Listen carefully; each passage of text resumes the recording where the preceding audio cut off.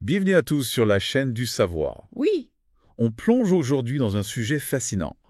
On va explorer le monde des observations d'OVNI. d'accord. Et pas n'importe lesquelles, celles rapportées par l'armée américaine, rien que ça. Eh oui. C'est fou. Oui, c'est un sujet passionnant. On va remonter le temps, avant l'ère d'Internet et de Photoshop, Oui. pour analyser des événements qui se sont produits dès les années 1940. Une époque où les informations étaient plus difficiles à manipuler. Exactement. Alors, imaginez pas de fake news, Non. juste des témoignages bruts Oui, et des observations souvent difficiles à expliquer. tout à fait. On commence avec la bataille de Los Angeles en 1942. Oui. En pleine Seconde Guerre mondiale, un objet non identifié a déclenché un tir de barrage antiaérien impressionnant. Ah oui. Des projecteurs, des obus qui pleuvent sur la ville. Incroyable. Le tout pour un objet que certains ont décrit comme un simple ballon météo. Un ballon météo. Sérieusement. C'est là que ça devient intéressant. Ah bon. Cet objet a résisté à un déluge de feu pendant plus d'une heure. Plus d'une heure. Difficile d'imaginer un simple ballon météo encaisser un tel barrage sans éclater. Oui, c'est vrai. D'ailleurs, l'armée elle-même était divisée sur la nature de l'objet. Ah bon. Certains penchaient pour un ballon, d'autres pour quelque chose de bien plus résistant. Ah oui. Imaginez un peu la confusion à l'époque. Oui. C'était le début. Et ce n'est pas un cas isolé. Non. En 1950, on a les images de Great Falls dans le Montana, Oui. filmées par Nick Mariana, Nick Mariana. deux objets argentés qui se déplacent de manière erratique. Un spectacle incroyable. Incroyable. L'explication officielle des reflets du soleil sur des avions F-84. Des reflets. Moi, pas très convaincant. C'est ça le problème. Et Nick Mariana, qui a filmé la scène, affirme que ce n'étaient pas des avions. Ah bon. Il les a observés à l'œil nu avant de les filmer. D'accord. Et il décrit des objets qui se sont arrêtés net dans le ciel avant de repartir à toute vitesse. C'est fou. Des avions qui font ça, j'ai du mal à y croire. Moi aussi. C'est pas possible. Et le plus intriguant, c'est qu'on retrouve des objets similaires 2 ans plus tard, Oui. en 1952, dans Utah. Ton état. Cette fois, c'est Delbert Newhouse qui les filme. Delbert Newhouse. L'explication officielle, encore une fois, c'est des oiseaux qui reflètent la lumière. Des oiseaux. Franchement, ils nous prennent pour qui? Regardez bien le film. Oui.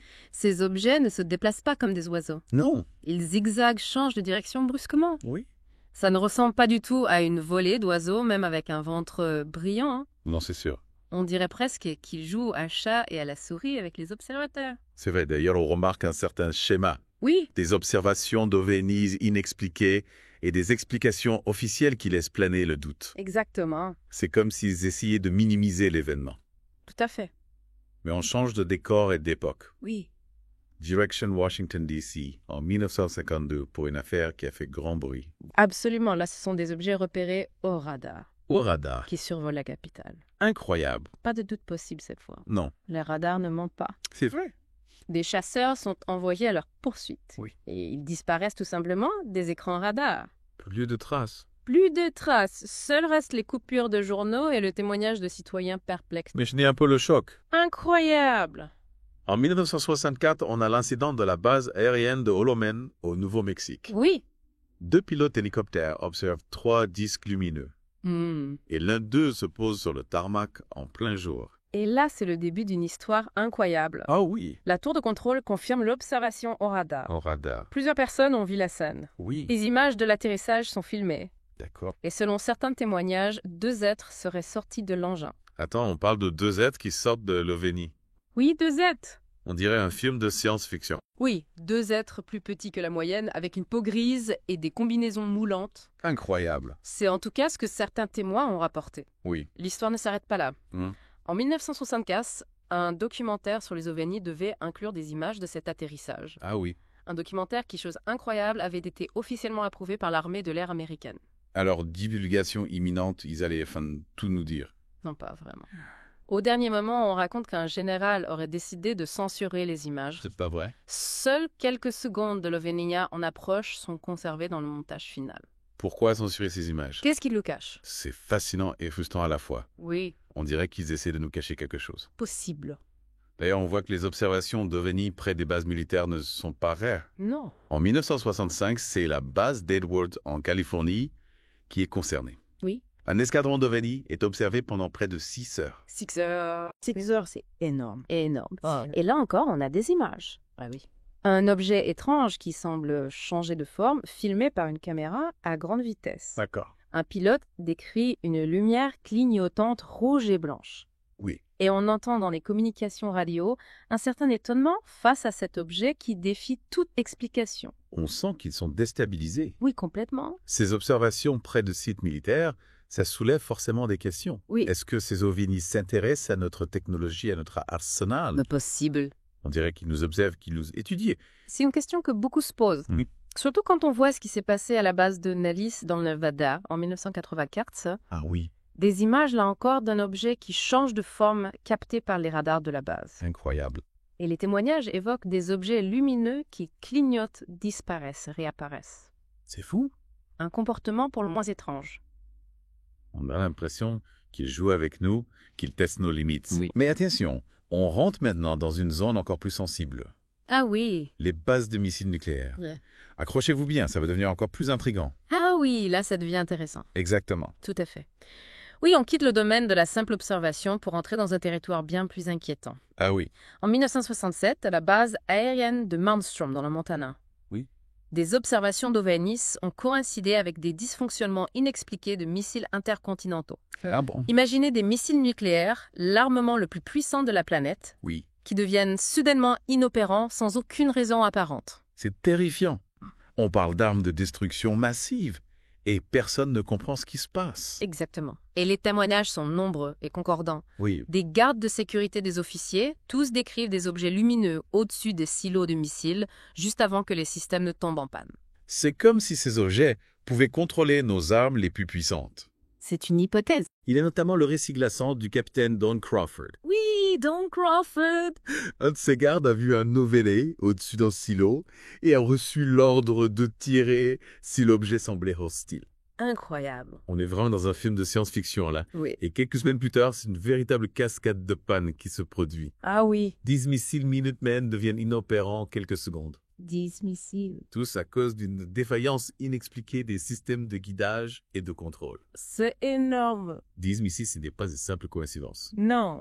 Et bien sûr, des ovnis sont observés au-dessus de la base au même moment. Au même moment. Franchement, on ne peut pas ignorer ce lien. Qu'est-ce qu'ils cherchaient à faire désactiver nos armes nucléaires? C'est une question qui donne des frissons.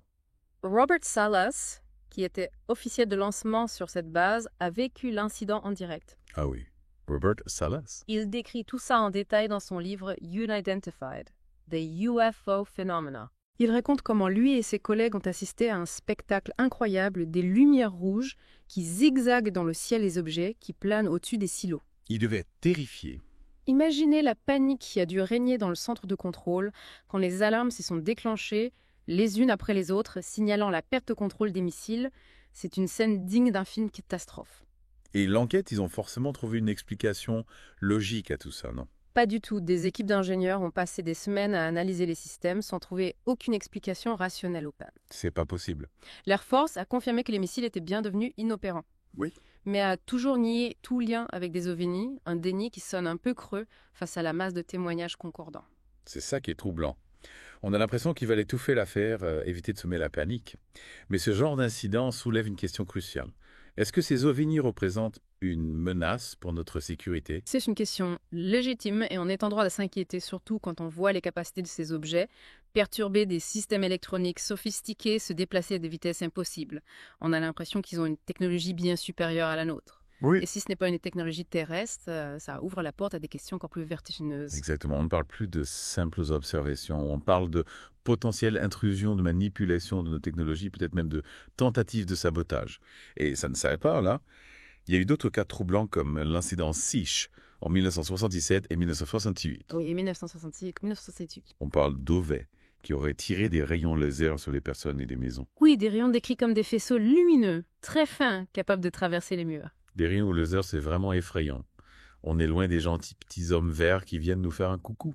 Absolument. Et ce qui est troublant, c'est que ces rayons semblent cibler les gens de manière intentionnelle. Ah.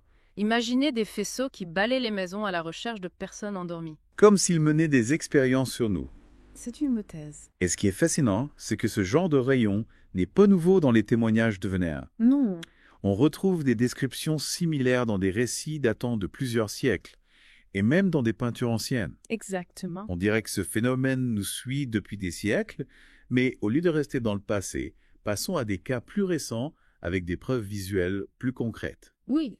Il y a eu ces dernières années des vidéos filmées par des pilotes de l'US Navy, notamment les fameuses vidéos du Tic Tac, du Gimbal et du Go Fast.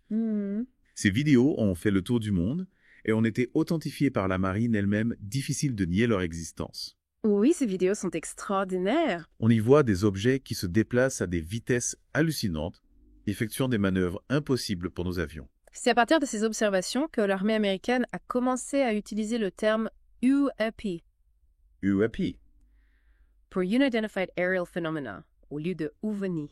Ils essaient de changer le discours, de prendre le sujet plus au sérieux. C'est possible, on sent qu'ils veulent se distancier un peu de l'image un peu folklorique des ovnis, mais le phénomène reste le même. Et les questions aussi, l'une des observations les plus marquantes de ces dernières années, c'est la rencontre du Tic Tac, par des pilotes du porte-avions USS Nimitz en 2004. Le tic-tac. Ah oui, cette rencontre a fait couler beaucoup donc des pilotes chevronnés habitués aux situations extrêmes qui se retrouvent face à un objet qui défie les lois de la physique. C'est une histoire incroyable. Imaginez un objet blanc de forme ovale, Oui, sans ailes ni ailerons, qui se déplace à une vitesse incroyable, changeant de direction instantanément. et qui disparaît soudainement pour réapparaître à des kilomètres de là. En quelques secondes, nos avions ne peuvent pas faire ça. Absolument pas. Et ces observations ont été confirmées par les radars du Nimitz et d'autres navires de la flotte. D'accord.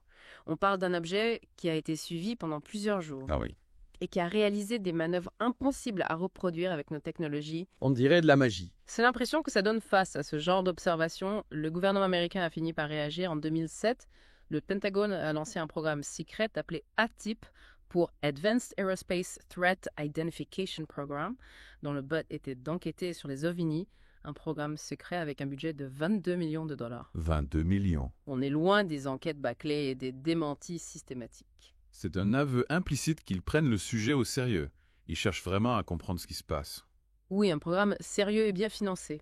Le but de l'ATIP était de collecter des données sur les ovnis, d'analyser les témoignages de pilotes, d'étudier les images radar et d'essayer de comprendre ce qui se cache derrière ces phénomènes. J'imagine qu'ils ne se sont pas contentés de regarder des vidéos floues sur YouTube. Non, bien sûr, ils ont mené des analyses scientifiques poussées et ont fait appel à des experts en physique et en aéronautique, le tout dans le plus grand secret. On est en plein dans un film d'espionnage, là. Des programmes secrets, des informations classifiées. On se croirait dans X-Files. Et ce n'est pas tout. On a découvert que l'ATIP collaborait avec Robert Bigelow, Robert Bigelow. le milliardaire à la tête de Bigelow Aerospace. Tu sais, celui qui a construit des modules spatiaux gonflables. Oui, je vois qui c'est. Il est passionné par l'espace et les nouvelles technologies. Exactement. Et il s'intéresse depuis longtemps aux ovnis. Il possède un ranch dans l'Utah, le fameux Skinwalker Ranch, Skinwalker Ranch. réputé pour ses phénomènes paranormaux et ses observations d'ovnis. Ah oui, j'en ai entendu parler. Un lieu mythique pour les ufologues. Et c'est là que ça devient vraiment intéressant. Il semblerait que Bigelow ait reçu des fonds de la TIP pour mener des recherches sur des technologies potentiellement liées aux ovnis. On parle de rétro-ingénierie de matériaux exotiques, des trucs vraiment futuristes. Des technologies qui pourraient nous permettre de reproduire les capacités des ovnis. C'est fascinant et un peu inquiétant à la fois. Imagine si on arrive à maîtriser ce genre de technologie. Ça changerait complètement la donne. Et il se pourrait que ces recherches aient porté leurs fruits. En 2017, on a appris que la Navy américaine avait mis en place de nouvelles directives pour les pilotes, les encourageant à signaler tout objet aérien non identifié. Un vrai changement de mentalité. C'est clair. Avant, les pilotes hésitaient à parler d'ovnis de peur d'être moqués ou même sanctionnés. Maintenant, on les encourage à rapporter leurs observations. C'est un signe que le sujet est pris plus au sérieux. Exactement. Et le sénateur Harry Reid, qui était à l'origine du lancement de l'ADIP, a joué un rôle important dans ce changement d'attitude. Il a fait pression sur l'armée pour qu'elle prenne ses observations au sérieux. Il était convaincu que les ovnis représentaient un sujet important qui méritait une enquête approfondie. Oui, et il a continué à défendre cette position, même après la fin officielle du programme en 2012. On peut même penser que la TIP a continué à fonctionner de manière officieuse pendant encore plusieurs années. Un programme secret qui continue dans l'ombre. C'est digne d'un roman d'espionnage. Et pour ajouter au mystère, on a découvert un brevet déposé par un ingénieur de la Navy qui décrit un engin hybride capable de se déplacer aussi bien dans l'air que sous l'eau, et même dans l'espace. Imagine un peu ça. Un engin capable de voler, nager et aller dans l'espace. C'est de la science-fiction. Pas si sûr. Ce brevet décrit une technologie révolutionnaire de propulsion électromagnétique qui pourrait permettre de réaliser des choses incroyables. Et ce brevet est décrit comme étant lié au programme AATIP. Attends. Est-ce que ça veut dire que les États-Unis possèdent déjà une technologie secrète bien plus avancée que ce qu'on imagine? Une technologie qui pourrait expliquer certains des phénomènes observés? C'est une hypothèse à prendre au sérieux. On ne peut plus ignorer la masse de témoignages, d'images et de documents qui pointent vers une réalité qui nous échappe. Le phénomène OVNI est bien réel et il soulève des questions fondamentales sur notre place dans l'univers. C'est une aventure extraordinaire qui nous attend. Simple curiosité scientifique ou véritable menace pour la sécurité nationale. Pour l'instant, le mystère reste entier. Mais une chose est sûre, on n'a pas fini d'entendre parler des OVNI. Voilà. Et si ces technologies existent vraiment, qu'est-ce que cela implique pour notre avenir, notre compréhension du monde? Ce sont des questions fascinantes qui méritent réflexion. Merci à tous de nous avoir suivis pour cette plongée dans le monde fascinant et mystérieux des OVNI. Si vous voulez creuser le sujet, on vous recommande le livre de Robert Salas, Unidentified, ainsi que le site The Black Vault qui regorge d'informations sur les OVNI et les phénomènes inexpliqués. Et n'oubliez pas, le ciel a encore beaucoup de secrets à nous révéler. On se retrouve bientôt pour un nouveau Deep Dive. D'ici là, gardez les yeux rivés vers le ciel et l'esprit couvert.